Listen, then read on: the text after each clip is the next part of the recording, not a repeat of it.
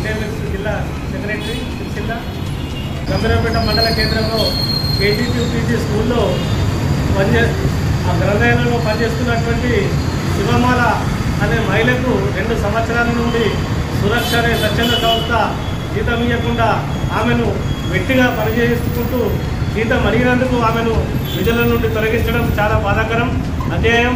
ఆ సురక్ష అనే సంస్థ జిల్లా గౌరవనీయులైన కలెక్టర్ గారు వెంటనే ఆ సంస్థను రద్దు చేసి ఆమెకు రావాల్సినటువంటి జీతాన్ని వెంటనే ఇప్పించకపోతే ఏఐటీసీ పక్షాన విటమిన్స్ పక్షాన పెద్ద ఎత్తున ఆందోళన కార్యక్రమాలు చేపడతాం. ప్రభుత్వం వెంటనే శివమాలకు న్యాయం జరగాలని చెప్పి ఇలాంటి శివమాల అట్లాంటి కార్యకర్తలు ఎంతోమందికి సురక్ష అనే స్వచ్ఛంద సంస్థ ఇలాంటి సంస్థలు కార్మికులను మోసం చేస్తూ ఉన్నాయి.